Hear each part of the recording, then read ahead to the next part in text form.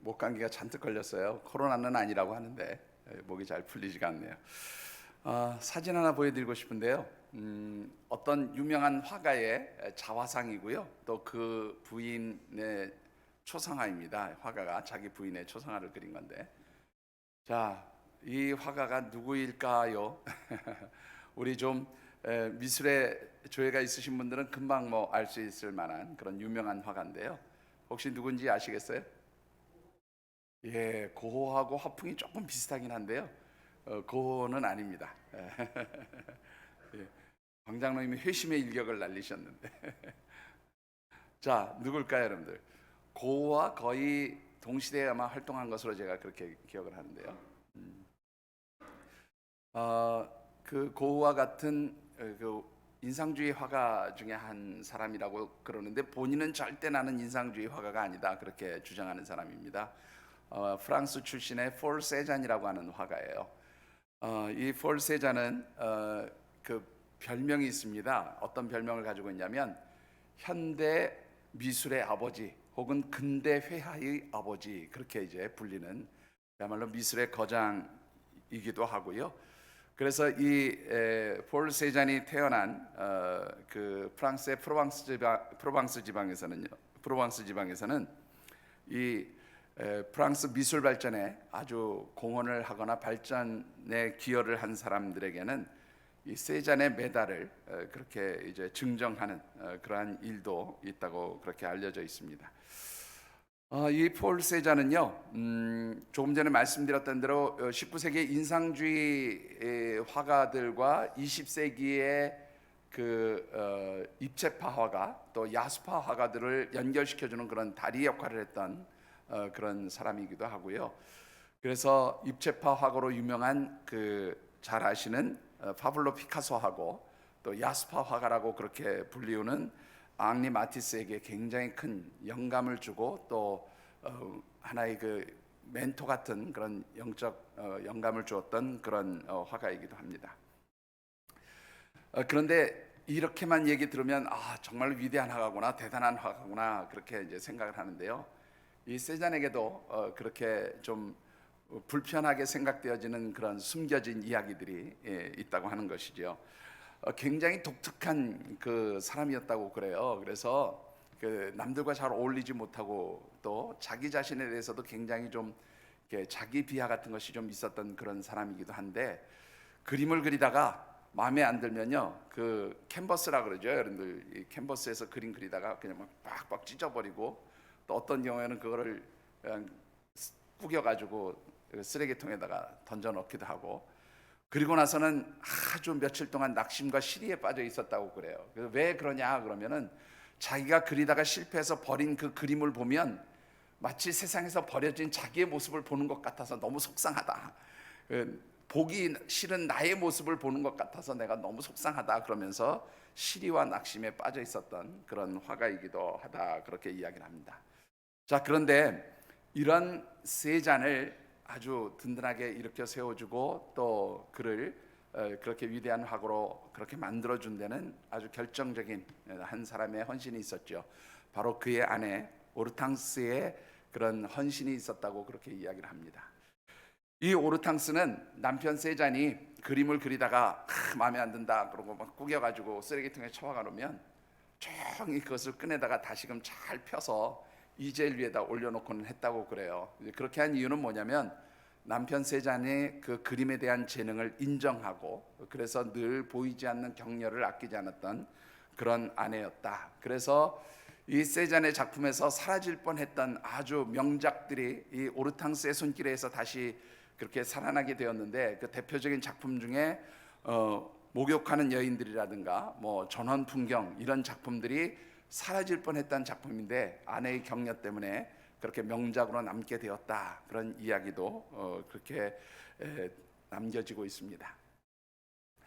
여러분들 어떻게 생각하십니까? 한 가정에서 남편이 아내를 인정해주고 또 아내가 남편을 인정해주고 또 부모들이 자기의 자녀를 인정해주고 또 자녀들이 부모를 인정해주는 그런 가정이 된다면 정말로 행복한 가정이 되지 않을까, 그런 생각을 해보게 됩니다. 자, 가정의 달 5월에 우리가 함께 묵상하는 말씀의 주제, 오늘 이제 마지막으로 읽어보는 주제입니다. 제가 오늘 떼겠습니다. 같이 한번 읽어보시지요. 가정. 말씀 안에서 하나님의 축복을 누리는 영적 공동체. 예, 한 번 더 읽어보시죠. 가정. 말씀 안에서 하나님의 축복을 누리는 영적 공동체. 예, 지난 5월 첫 주에 이미 말씀을 드렸지만 우리와 우리의 가정은 하나님께서 창조하신 영적인 존재이고 또 하나님이 만들어주신 영적 공동체이다, 그런 말씀을 드렸습니다. 그래서 우리와 우리의 가정이 정말로 하나님의 축복을 받기 위해서는 하나님의 말씀을 통해서 주시는 영적인 지혜를 따라서 살아가는 것이 중요하다. 그렇게 살아갈 때에 우리의 가정이 또 우리가 하나님의 축복을 받을 수 있다, 그런 관점에서 5월달 말씀을 묵상했습니다. 오늘 5월의 마지막 주일이면서 또 우리 교회가 가정의 주일로 지키는 이날, 여러분들에게 드리고 싶은 마지막 세 번째 말씀이죠. 오늘 우리와 우리의 가정이 하늘에 신령한 하나님의 축복을 누리는 그러한 아름다운 믿음의 가정이 되기 위해서는 어떻게 해야 될까? 우리의 가족들이 서로를 인정하고 격려하고 축복하는 것도 중요하지만 더 중요한 것은 우리의 가정이 하나님의 인정을 받는 가정들이 되어야 한다라는 말씀을 드리고 싶습니다. 오늘 우리에게 주신 이 하나님의 말씀은 특별히 남유다가 멸망하기 직전에 특별히 당시에 활동하던 선지자 예레미야를 하나님께서 부르시면서 이제 이 하나님 말씀에 순종하지 않았던 남유다 백성들과 그리고 레갑이라고 하는 사람의 후손들, 레갑 가문의 후손들을 하나님께서 비교하면서 왜 하나님이 인정하시는지, 하나님이 인정하시는 가정들은 어떤 가정이고 그런 가정들에게 하나님 어떤 축복을 주시는지를 아주 분명하게 말씀해 주신 그런 내용의 말씀입니다. 특별히 오늘 주신 말씀을 함께 묵상할 때에 우리 사랑하는 모든 하늘샘 가족, 그리고 여러분의 가정이 또 우리가 하나님의 인정과 축복을 받는 그런 복된 역사가 있게 되기를 주님의 이름으로 축원합니다. 자, 오늘 주신 말씀을 통해서 우리가 먼저 묵상해 보고 싶은 것은 어떤 가정과 어떤 가문이 하나님께서 인정하시고 축복하시는 그런 가정, 그런 가문이 될 수 있느냐 하는 것인데, 결론부터 말씀을 드리면 하나님께서 인정하시고 축복하시는 가정이나 가문은 좋은 영적 전통을 세우고 그 영적인 전통을 잘 지켜나가면서 후손들에게 이어가도록 만들어주는 것, 그런 가정, 그런 가문이 하나님께서 인정하시고 축복하시는 가정이 되어진다라는 말씀을 드리고 싶습니다. 여러분들 오늘 참고 말씀인데요, 1절과 2절 그리고 5절의 말씀을 우리 같이 한번 받들어 읽어보겠습니다. 1절과 2절 5절입니다. 유다의 요시야 왕의 아들 여호와김 때에 여호와께로부터 말씀이 예레미야에게 임하여 이르시되 너는 레갑 사람들의 집에 가서 그들에게 말하고 그들을 여호와의 집 한방으로 데려다가 포도주를 마시게 하라 하시니라. 내가 레갑 사람들의 후손들 앞에 포도주가 가득한 종지와 술잔을 놓고 마시라 권하매. 자, 여러분들 이 말씀만 보면 이게 도대체 무슨 내용인가 생각하시겠죠? 자, 좀 잠시 말씀을 살펴보시죠. 먼저 2절 말씀에 보면 레갑의 집으로 가라 그렇게 말씀하실 때 이 집이라고 하는 말은 여러분들 잘 아시는 히브리어 단어입니다. 벳이라고 하는 단어를 쓰죠. 여러분들 이 벳이라고 하는 단어는 어디에서 사용됩니까? 두 곳만 여러분들이 한번 생각해 보시죠. 베들레헴 할 때도 벳이라는 단어가 들어가죠. 무슨 뜻이에요? 베들레헴이 무슨 뜻이에요? 모르세요? 예, 베들레헴의 뜻을 모르시는군요. 제가 이 목회를 하면서 갑자기 회의가 되는 순간입니다. 베들레헴 무슨 뜻인지 정말 모르시는 거 아니죠? 예, 무슨 뜻이에요? 떡집, 그런 뜻이죠. 떡집. 자, 그런가 하면 베델이라는 지명도 있어요. 어디입니까? 야곱이 형 에서의 낯을 피해서 도망가다가 잠시 광야에서 잠들었을 때 거기를 루스드라, 곧 뭐라고요? 베델이라고 그랬어요. 이 베델일 때 이 베델은 무슨 뜻이에요? 하나님의 집, 그런 뜻이죠. 자, 그래서 이 벳이라고 하는 말은 문자적으로는 집을 나타내는 단어인데 오늘 이 예레미야서 35장 2절에서는 이 벳이라고 하는 단어가 가문을 나타내는 단어로 그렇게 사용이 되었어요. 그러니까 레갑의 집으로 가서 그 후손들에게 무엇을 하라 그렇게 하신 말씀은 네갑 가문의 사람들 그 후손들에게 가서 이렇게 하라, 그렇게 하나님 명령하신 것이라고 보면 되겠는데요. 자, 이 본문의 내용을 잠시 정리해 보시죠. 하나님이 어느 날 이제 예레미야 선지자를 부르셨어요. 그리고는 하는 말씀이, 야, 너 이 예루살렘 성에 사는 네갑 가문의 그 후손들을 은밀하게 불러다가 예루살렘 성전에 있는 한 방으로 불러 모으고 그들에게 포도주를 주면서 이것을 마시라, 그렇게 한번 해보라고 그렇게 하나님이 명령을 하신 거예요. 왜 이런 명령을 하셨는가? 이것은 네갑 사람들의 신앙 상태를 한번 하나님께서 테스트해 보시겠다, 뭐 그런 의미로 한 것 같지만 사실은 그런 의미보다 더 중요한 이유가 있었어요. 그것은 제가 조금 나중에 말씀드리려고 하는데요. 자, 그래서 이 하나님의 명령을 받은 예레미야가 네갑 사람들을 불러 모읍니다. 그리고는 예루살렘 성전에 있는 그 조그마한 방 하나로 이 사람들을 불러 모았어요. 자, 여기서 말하는 그러한 이 성전의 한 방은 어떤 곳인가 하면 예루살렘 성전에서 사역을 하는 제사장이나 레위인들이 이제 성전에서 있을 때, 특히 밤에 성전 근무를 하게 될 때에 잠시 쉬고 몸을 회복시키는 그런 방들이었습니다. 기록에 의하면 이 예루살렘 성전에 있는 방들은 보통 3층으로 되어서 30개 정도의 방이 있었다고 그러는데, 이 방은 아무나 들어올 수 있는 그런 방이 아니에요. 제사장이나 레위인들이나 특별히 하나님 성전에서 일하는 사람들만 들어올 수 있는 곳이었는데, 요즘으로 얘기하면 아무나 들어오지도 못할 뿐만 아니라 이 방에는 CCTV나 감시 카메라도 없는 그런 방이었어요. 아주 은밀한 방이었습니다. 자, 그런데 이 은밀한 방에 예레미야가 하나님 말씀대로 레갑의 후손들을 불러다 놓고 포도주를 따라주면서 이것을 마시라, 그렇게 이야기를 한 것입니다.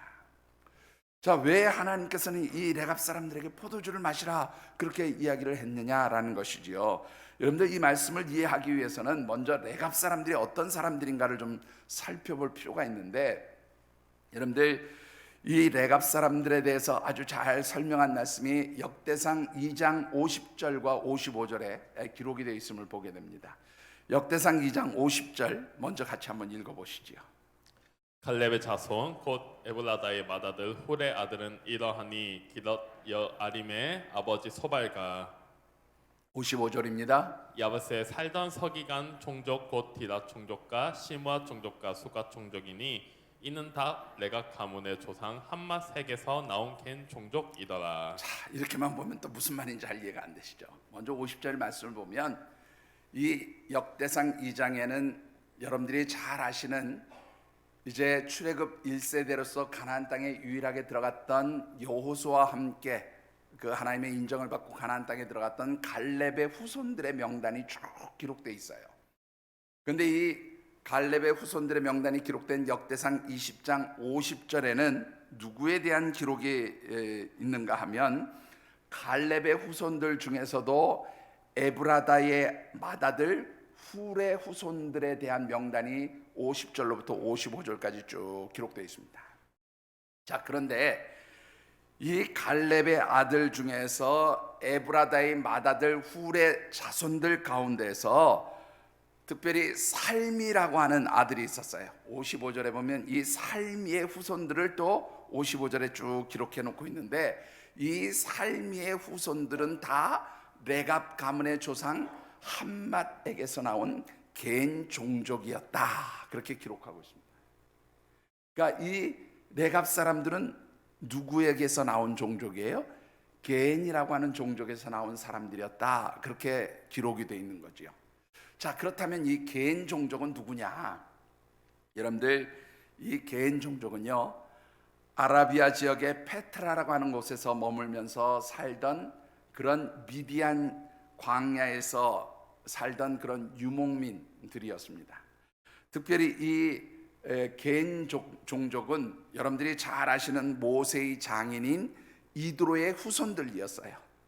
그런데 이들이 이제 이스라엘 백성들이 애굽 땅에서 나와서 가나안을 향해서 갈 때에 그 모세의 장인 이드로와 그의 후손들로 인해서 이제 이스라엘 백성들에게 합류가 됐고, 그래서 결국 이방인이었지만은 이들이 이스라엘 백성으로, 이스라엘의 한 종족으로 그렇게 편입이 돼서 이방인이었다가 이스라엘 백성이 된 그런 사람들이 바로 겐 종족입니다.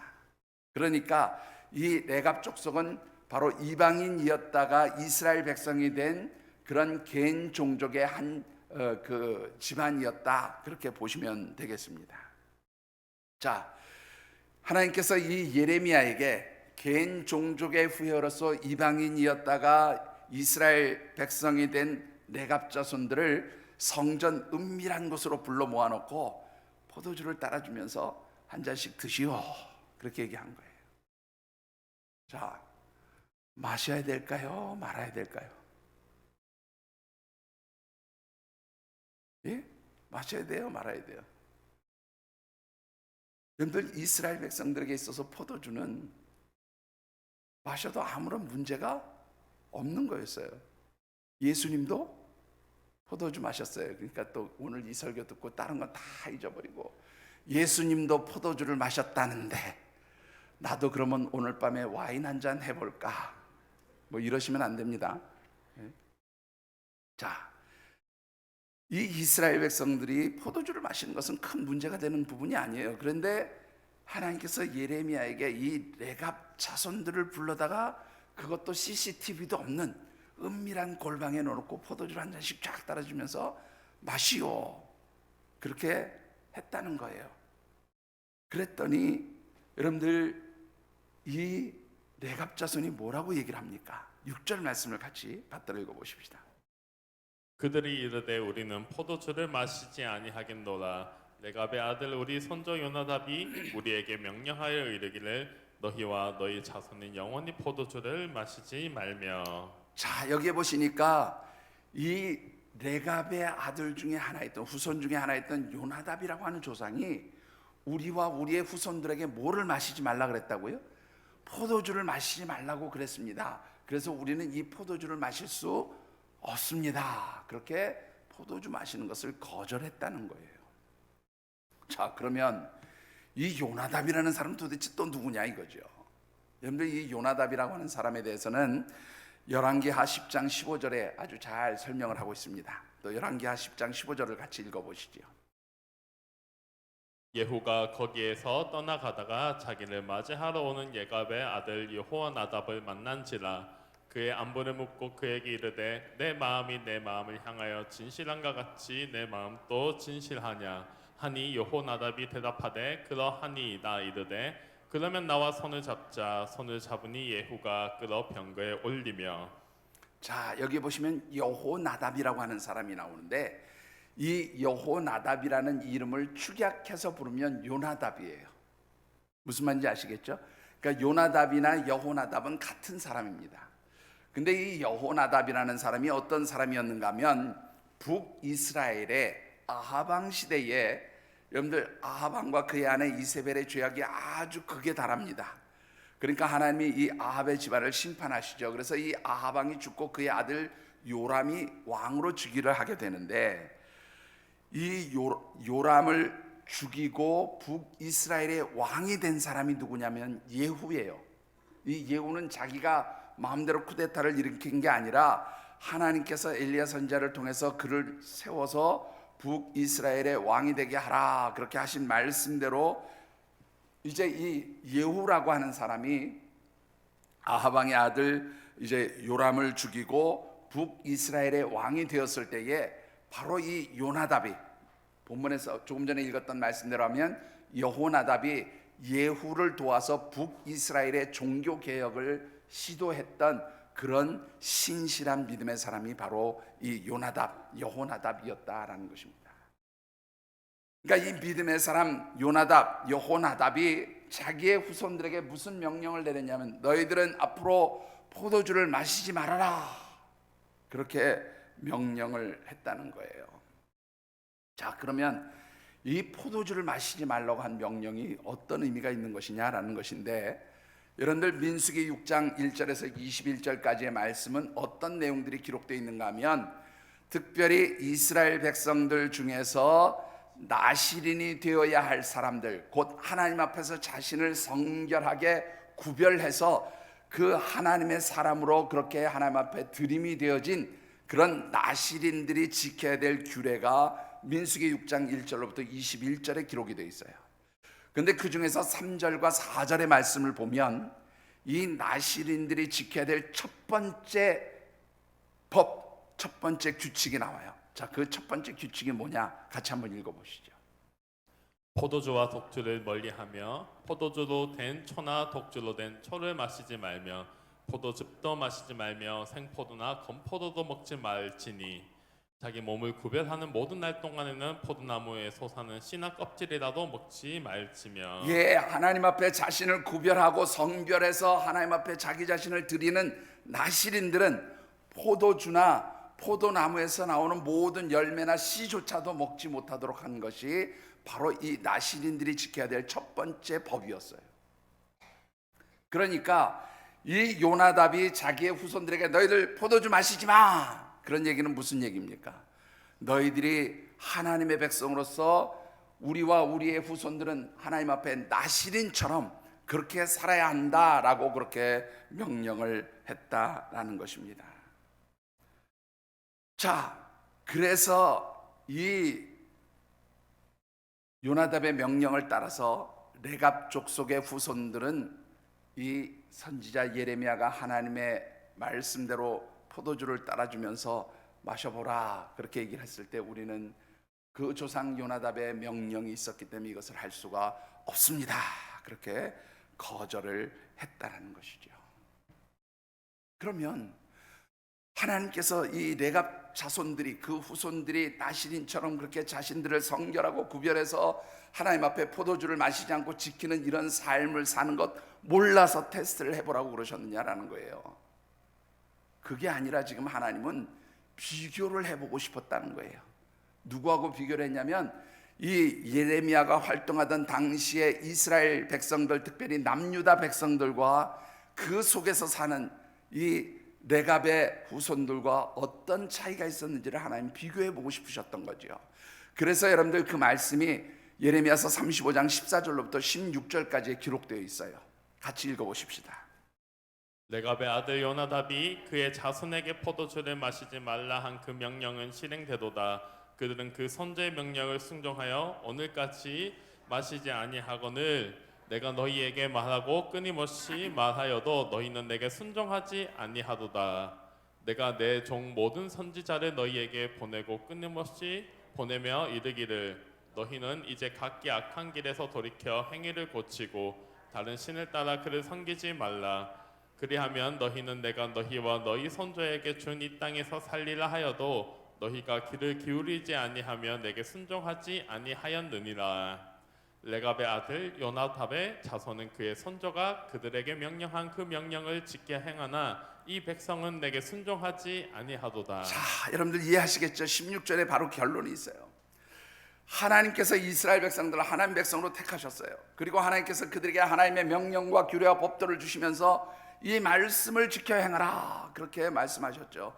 그것이 바로 무엇입니까? 너희로 하여금 악에서 떠나게 하고 이방 사람들, 특별히 이 가나안 원주민들이 섬겼던 그 우상 숭배하는 일을 하지 말아라 그렇게 했는데 이 남유다 백성들은 그 하나님의 명령과 규례와 법들을 하나도 지키지 아니하였다는 거예요. 불순종하였다는 거예요. 하나님 말씀대로 살지 않았다 그 말입니다. 그런데 레갑 족속만큼은 자신들의 조상 요나답이 너희들이 하나님 앞에서 이제 나신으로서 자신을 구별하고 성별하는 그러한 삶을 살 때에 이 지켜야 될 원칙, 포도주를 마시지 않는 것 반드시 지켜라 그렇게 권면하니까 이들은 그 명령, 그 조상의 당부를 지켜서 지금까지 행하고 있었다라고 그렇게 하나님이 비교하면서 말씀하고 있는 거예요. 여러분들 요나답이 이런 나실인의 규례에 따라서 후손들에게 포도주를 마시지 말라라고 당부한 이후로부터 예레미야가 이 레갑 자손의 후손들을 테스트한 시기까지의 시간이 얼마 정도 되냐면 약 250년의 시간이 흘렀어요. 250년 동안 이들은 자신들의 조상이 명령해준 그 하나님을 섬기는 가장 중요한 방법 중에 하나인 나신인의 규례를 철저하게 지키도록 그렇게 영적 유산, 신앙의 유산, 영적 전승을 가지고 그것을 지키며 살았다 그 말입니다. 그래서 하나님이 이 레갑과 그의 후손들을 인정하시고 축복하신다, 그 내용이 지금 기록되어진 말씀이에요. 여러분들 어떻습니까? 여러분들 가정에 반드시 지켜야 될 영적 전승, 우리 하나님 앞에서 우리가 어떻게 하나님을 섬길 것인지, 여러분들의 자녀와 후손들에게 너희들이 이렇게 하나님 말씀을 지켜 행하라고 그렇게 여러분들이 말씀하고 가르치고 그것을 지켜 행하도록, 그래서 하나님의 인정을 받고 축복받게 하는 그런 영적 전통, 영적 신앙의 전승이 있느냐 하는 것입니다. 여러분들, 우리와 우리의 가정이 정말로 하나님의 인정과 축복을 받으려면 자녀들에게 물려주는 분명한 영적 전통이 있어야 돼요. 분명한 영적인 전승, 하나님 앞에서 지켜야 될 영적 규칙이 있어야 된다 그 말입니다. 여러분들, 특별히 하나님께서 기뻐하시는 영적 전통, 영적인 전승 꼭 지켜야 될 것이 무엇일까요? 이미 지난 5월 첫 주일에 말씀을 드렸습니다만, 신명기 6장 3절의 말씀을 보면 이스라엘아, 하나님의 명령과 규례와 법도를 듣고 삼가 그것을 지켜 행하라. 그리하면 너와 내 후손이 하나님께 복을 받을 것이다. 분명히 그렇게 하나님 말씀하셨거든요. 바로 그 하나님의 명령과 규례와 법도를 지켜 행하라 하는 그 말씀을 이 요나답은 그들의 후손들에게 나시린의 규범을 준해서 그 하나님의 명령과 규례와 법도를 지키도록 하라고 그렇게 좀 더 구체적으로 당부하고 명령을 했던 것이다 말씀을 드릴 수가 있습니다. 여러분들 어떻게 생각하십니까?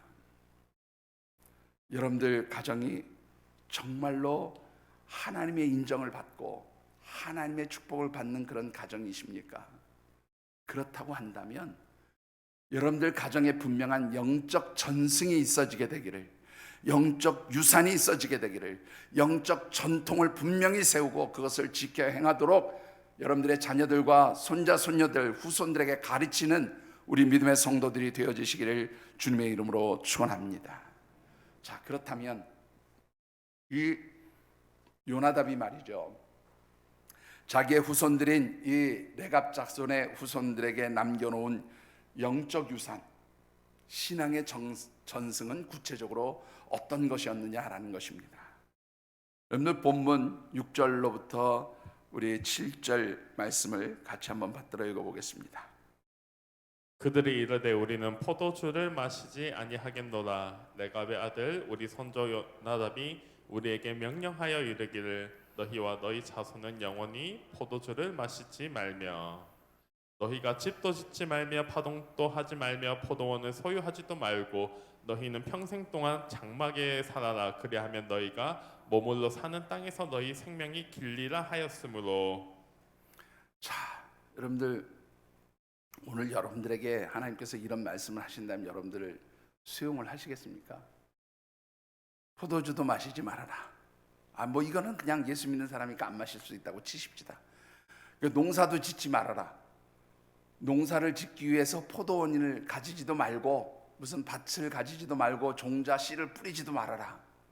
이거 뭐예요? 먹고 사는 것도 포기하라 그런 얘기 아니에요? 그런 거 아닙니까? 거기다가 집도 짓지 말래요. 어디에서 살라고요? 텐트 생활하라는 거예요. 여러분들 이렇게 살라 그러면 굉장히 행복하시겠어요, 그죠? 어떻습니까? 방장로님, 그렇게 사실 수 있으실 것 같으세요? 예? 텐트에서 일도 하지 않고 그냥 하나님 말씀대로만 산다고 그렇게 하면 정말로 여러분들 살 수 있겠습니까? 왜 하나님께서 이렇게 이해되지 않는 말씀을 요나답이 그의 후손들에게 하도록 그렇게 말씀하셨을까라는 거예요. 이 부분에 대해서 신학자 클라크라고 하는 분이 아주 재미있는 그런 해석을 했습니다. 첫 번째로, 여러분들 포도주를 마시지 말라고 하는 것은요, 이 레갑 족속의 후손들이 절제되고 성결한 삶을 살아야 될 것을 가르친 말씀이다, 그렇게 표현합니다. 여러분들 잘 아시는 대로 성경에서 포도주를 마시는 것이 절대로 죄는 아닙니다. 근데 항상 선을 넘어가면 문제가 생겨요. 그렇죠? 여러분들 잘 아시는 노아가 의인이었습니다. 그런데 홍수 이후에 포도에서 난 열매를 가지고 포도주를 담아서 그것을 먹고 취하면서 어떻게 해요? 완전히 벌거벗고 잠이 들음으로 말미암아 자녀들 앞에서 수치스러운 모습을 보이게 되죠. 여러분들 바로 이 포도주 자체 마시는 것이 잘못된 것이 아니라 그것이 선을 넘어서 하나님 앞에 절제되지 못하는, 성결하지 못한 삶을 살 것을 이제 이 요나답은 염려했고 그래서 그것을 절제시켰다는 거예요. 실제로 여러분들 이 팔레스타인 지방에서 포도주는 사실은 물과 같이 중요한 음료수였습니다. 왜 그런가 하면 이 이스라엘 백성들이 거주했던 팔레스타인 지방은요, 지형 자체가 전체 다 뭐냐면 석회암 지형이에요. 그래서 여기서 나오는 물을 먹을 수가 없습니다. 그래서 여러분들 뭐 나중에 혹시 성지순례 가서 보시면 알겠지만 이 팔레스타인 이스라엘 땅에 가면요, 물을 다 사 먹어야 돼요. 물값이 우리나라 물값 생각하면 여러분들 다 뒤집어질 겁니다. 물값이 얼마나 비싼지 몰라요. 그거를 다 돈 내고 사 먹어요. 식당 가서 물 한 잔 달라 그랬다가는요, 욕 안 먹으면 다행이에요. 요즘은 어떤지 모르겠는데 그때는 식당에서 시키는 물도 다 어떻게 해요? 돈 내고 주문을 했어요. 뭐 그런 나라들 많이 있습니다. 우리나라처럼 물 인심이 후한 나라도 없지만, 그러니까 이곳은 물이 굉장히 귀한 나라고 마실 물이 귀한 나라예요. 그러다 보니까 이 이스라엘 백성들이 이 석회석이 섞인 물을 마실 수가 없으니까 어떻게 합니까? 다 물을 먹지 않고 포도주를 담궈서 그 포도주를 물 대신 음료로 사용했던 것이 바로 이 팔레스타인 지방의 하나의 관습이에요.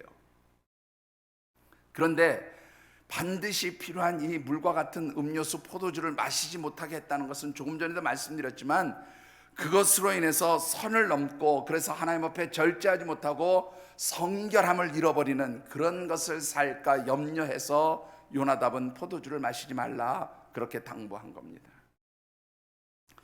여러분, 두 번째로 파종하지 말고 농사도 짓지 말라고 하는 명령은 그러면 왜 했을까요? 여러분들 이 농사를 짓지 못하게 했다는 것은 다른 말로 표현하면 하나님을 섬기는 신앙을 철저히 하라는 의미가 담겨진 그런 명령이었습니다. 여러분들이 잘 아시는 대로 이스라엘 백성들이 농사를 짓기 시작한 것은 가나안 땅에 정착하면서 농사를 짓기 시작합니다. 그래서 이 농사 짓는 방법을 누구에게 배우는가 하면 가나안 사람들에게 농사 짓는 방법을 배워요. 근데 문제는 이 이스라엘 백성들이 가나안 사람들에게 농사 짓는 방법만 배운 게 아니라 그들이 섬기는 우상신 섬기는 것도 배운 거지요. 그래서 농사의 신이고 풍요의 신인 바알과 아세라를 섬기는 우상 숭배하는 것을 배우게 되었다라는 것입니다. 따라서 요나답이 그의 후손들에게 바로 농사 짓지 말아라 하는 것은 다른 말로 표현하면 너희들이 하나님 외에 다른 우상, 다른 신들을 섬기지 말고 철저하게 하나님 섬기는 신앙을 가지고 살아라, 그것을 당부한 것이다 라고 그렇게 말씀을 드릴 수가 있습니다. 마지막으로 세 번째, 집을 짓지 말고 평생 장막에서 거하라고 하는 것은 왜 그랬을까요, 여러분들? 이것은 너희들이 이 땅에 소망을 두지 말고 하나님 나라를 소망하고 하나님 나라를 바라보면서 살아라 하는 영적인 관심을 어디에 두고 살아야 되는가를 가르친 말씀이에요. 자, 제가 이렇게 얘기하니까 아니 집 없이 사는 것, 장막에서 사는 것이 하나님 나라를 소망하면서 사는 거야? 그렇게 여러분들이 물어보실 수 있는데요, 히브리서 11장 9절과 10절의 말씀을 같이 한번 받들어 읽어보시죠. 믿음으로 그가 이방의 땅에 있는 것 같이 약속의 땅에 거류하여 동일한 약속을 유업으로 함께 받은 이삭 및 야곱과 더불어 장막에 거하였으니 이는 그가 하나님이 계획하시고 지으실 터가 있는 성을 받았습니다. 자, 무슨 말인가 하면 아브라함이 하나님의 부르심을 받고 갈대아 우르 땅을 떠나서 가나안 땅에 와서 살게 되었을 때에 그의 후손 아브라함의 후손 아들 이삭과 그의 손자 이삭의 아들이며 아브라함의 손자인 야곱과 함께 살 때 어디에 거했다? 장막에 거했다. 그런데 이 장막에 거한 이유가 하나님께서 그들을 위해서 준비해 두실 그 성을 믿음의 눈으로 바라보았기 때문이다. 그렇게 말하고 있어요. 그 성은 바로 뭐예요? 하나님 나라에서 주실 영원한 생명의 나라, 하나님의 나라를 그들이 믿음의 눈으로 바라보았다, 그런 말입니다. 그러니까 이 요나답이 장막에서 거하라라고 하는 그 의미는 바로 너희들이 이 땅에 미련을 두지 말고 하나님 나라를 소망하면서 살아라, 그렇게 당부했다는 것을 의미하는 말씀이라고 하는 것이지요. 자, 그렇다고 한다면 이 요나답이 명령한 이 세 가지의 명령을 한마디로 요약하면 무슨 뜻이 될까요? 너희들은 하나님의 명령과 규례와 법도를 지켜 행하면서 오직 하나님만 섬기고 하나님만 바라보고 의지하는 하나님 절대주의 신앙을 가지고 이 땅에서 믿음을 지키고 살아라, 그것을 당부했다는 거예요. 이것이 바로 요나답이 그의 후손들에게 준 영적 전승이고 신앙의 전통이었다라는 것이죠. 여러분들에게도 이런 영적 전통과 신앙의 전승이 있느냐 한번 다시 묻고 싶습니다. 중요한 것은 이 요나답이 이렇게 신앙의 유산을 그들의 후손에게 가르치고 또 그것을 지켜 행하라고 명령했을 때에 250년이 지난 뒤에도 레갑의 후손들은 그 명령, 그 조상의 당부대로 믿음 지키고 신앙 지키고 하나님 말씀대로 살려고 몸부림쳤다는 거예요. 문제는 이 요나답의 당부를 따라서 레갑의 후손들이 그렇게 하나님의 명령과 규례와 법도를 지켜 행하면서 하나님의 백성으로서 성결한 삶을 살았던 그 사건이 오늘 이 시대를 살아가는 우리들에게 어떤 의미가 있느냐라는 겁니다. 여러분들 한번 잘 생각해 보시죠. 이 이유가 왜 하나님께서 이 말씀을 지금 하고 계실까라는 것을 한번 생각해 보실 필요가 있어요. 1절 말씀 한번 다시 읽어보십시다. 1절. 유다의 요시아 왕의 아들 여호와김 때에 여호와께로부터 말씀이 예레미야에게 임하여 이르시되. 자, 여러분들 이때가 언제였냐면 여호야김 왕 시대의 일이었다, 그렇게 기록하고 있어요. 하나님께서 예레미야를 통해서 레갑의 후손들을 테스트해보라고 한 때가 여호야김 왕 시대의 일이에요. 자, 이 여호야김 왕은 누구인가 하면 요시야 왕의 둘째 아들입니다. 요시야 왕은 남유다의 16번째 왕이었고 17번째 왕이 이 여호야김의 형이었어요. 근데 이 형이 3개월 만에 왕위를 물러나고 이제 여호야김이 3개월 만에 아버지의 뒤를 이어서 형의 뒤를 이어서 18번째 남유다의 왕이 됩니다. 여러분들 이 요시야 왕은요, 이스라엘의 왕들 중에서 하나님의 인정을 받았던 3대 성군 중에 하나예요. 다윗, 히스기야, 요시야. 이 요시야 왕은요, 그야말로 성전을 수리하고 우상을 척결하고 또 하나님의 백성들인 이스라엘 백성들에게 하나님의 말씀과 명령, 곧 하나님의 율법을 가르치면서 종교개혁을 단행했던 그런 믿음의 왕이었어요. 그런데 그의 아들 이 여호야김은 아버지하고 정반대의 삶을 삽니다. 한마디로 그는 불신앙과 불순종의 삶을 살았던 사람이에요. 여호야김이라는 이름의 뜻이 뭐냐면 여호와 하나님께서 일으켜 세우신다, 그런 뜻이거든요. 굉장히 신앙적인 이름입니다.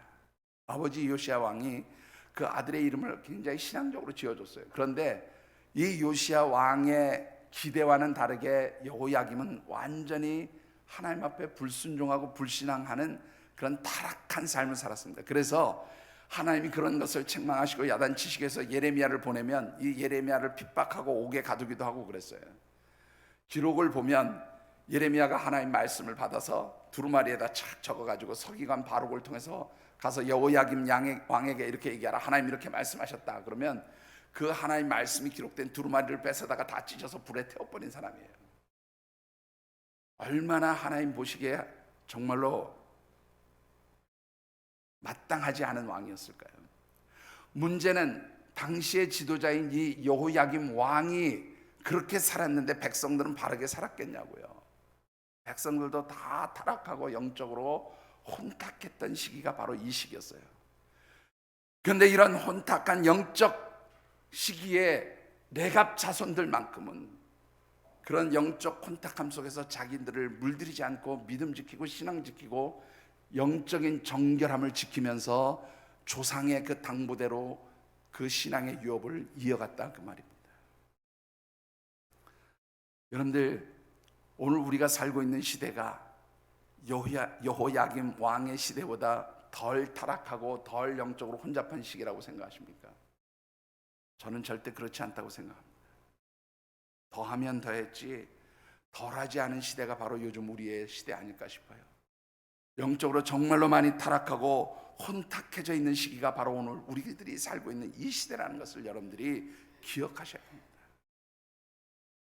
만일 그런 시기라는 것을 여러분들이 인정하신다면 여러분들의 자녀들과 여러분들의 후손들이 정말로 하나님의 인정을 받고 축복받기 위해서 여러분들은 어떤 영적 전승을 세우고 그것을 지켜 행하도록 자녀들에게 후손들에게 당부하겠냐라는 것입니다.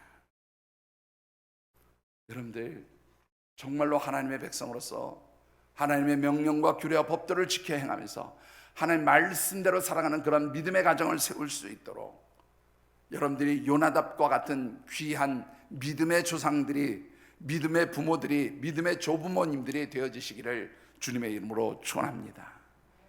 우리가 이렇게 우리의 자녀들, 우리의 후손들에게 영적 전승을 세우고 그 전승을 지켜 행하도록 가르칠 때에 이런 가정, 이런 가문을 하나님 어떻게 축복하십니까? 여러분들 참고 말씀, 우리 35장 18절과 19절 말씀을 같이 받들어 읽어보겠습니다. 예레미야가 레갑 사람의 가문에게 이르되 만군의 여호와 이스라엘의 하나님께서 이와 같이 말씀하시기를 너희가 너희 선조 요나답의 명령을 순종하여 그의 모든 규율을 지키며 그가 너희에게 명령한 것을 행하였도다. 그러므로 만군의 여호와 이스라엘의 하나님께서 이와 같이 말씀하시니라 레갑의 아들 요나답에게서 내 앞에 설 사람이 영원히 끊어지지 아니하리라 하시니라. 레갑의 아들 요나답에게서 내 앞에서 설 사람이 끊어지지 아니할 것이다. 이게 바로 하나님 주신 축복이에요. 여러분들, 이 말은 요나답과 그의 후손들 가운데서 하나님을 섬기는 사람들이 절대로 중단되지 않고 계속해서 그들이 하나님을 섬기는 믿음의 가정으로 그렇게 세워질 것이다, 그런 말입니다. 실제적으로 이 유대인들의 전승에 따르면 레갑 족속은 늘 제사장의 가문과 혼인을 했다고 그래요. 그리고 그런 가운데에 늘 하나님을 섬기는 믿음의 가정으로 그렇게 세워져 갔다라고 그렇게 이야기를 하고 있습니다. 사랑하는 성도 여러분, 정말로 영적으로 혼탁한 시대입니다. 여러분과 여러분들의 가정이, 여러분들의 가문이, 여러분들의 후손들이 정말로 하나님의 인정을 받고 축복받기를 원하십니까?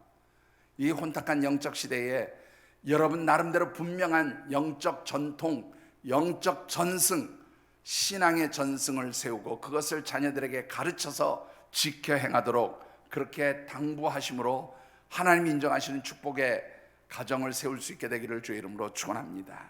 말씀을 맺습니다. 1868년부터 1894년까지 무려 26년 동안 영국의 수상으로 그렇게 일했던 글래드스톤이라고 하는 수상이 있습니다. 이 글래드스톤이라고 하는 수상 굉장히 신앙적인 그런 사람이었는데요. 이 글래드스톤이라고 하는 수상이 어느 날 영국의 한 대학에서 학생들에게 이제 특별 강의를 하게 됩니다. 그런데 이 글래드스톤 수상이 그 일하던 시기가 영국이 경제적으로 굉장히 힘들고 어려웠던 시기예요. 경제적으로 굉장히 힘들었던 시기였고 그 경제적인 어려움들은 사회의 혼란함을 가져왔고 또 그래서 미래가 불투명한 그런 상황들이었어요. 굉장히 사람들이 낙심하고 절망해 있던 그런 시기였습니다. 그런데 이 글래드스톤 수상이 그 대학에서 강의를 하면서 학생들에게 뭐라고 얘기를 했냐면, 나는 우리 이 영국이라는 나라의 미래를 대단히 낙관적으로 생각하고 있습니다. 우리나라에는 소망이 있습니다. 그렇게 강연을 한 거예요. 강의가 끝나고 질의응답 시간이 됐는데 한 학생이 손을 들고 묻습니다. 수상께서는 지금 이 나라에 희망이 있다고, 이 나라의 미래가 굉장히 낙관적이라고 그렇게 전망을 하시고 강의를 하셨는데 정말로 그렇게 생각하십니까? 이 나라에 정말로 아무런 문제가 없습니까? 그래서 굉장히 긍정적이고 낙관적인 미래를 밝게 보아도 되는 것입니까? 그 근거가 무엇입니까? 이렇게 질문을 했어요. 그랬더니 이 글래드스톤 상이 아주 재밌는 대답을 합니다.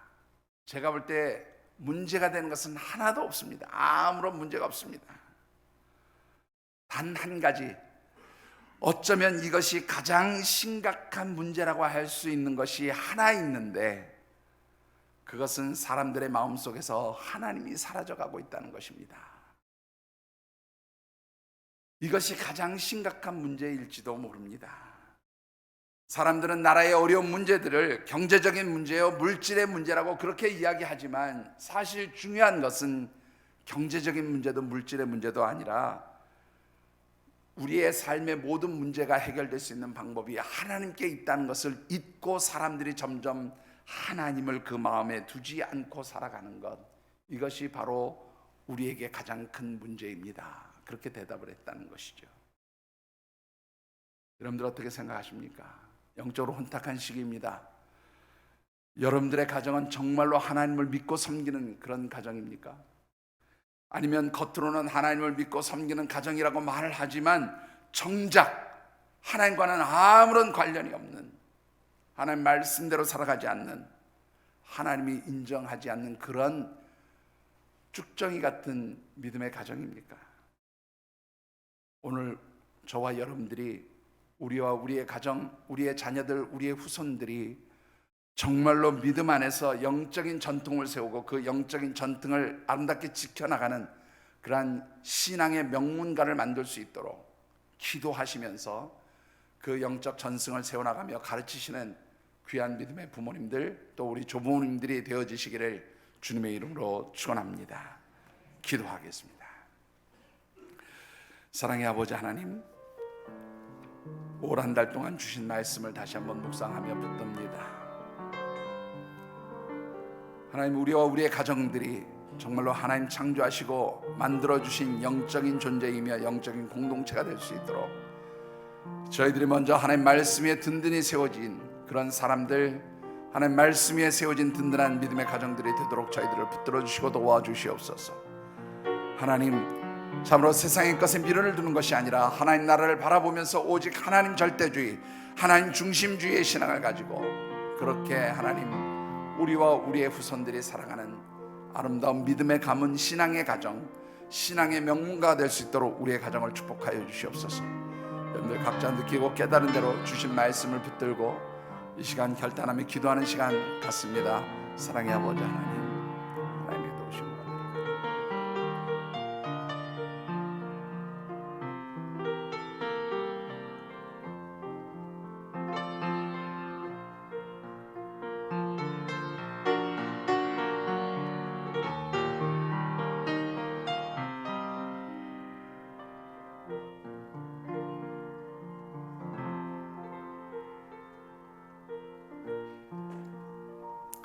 사랑의 아버지 하나님, 올 한 달 주신 언약의 말씀을 붙듭니다.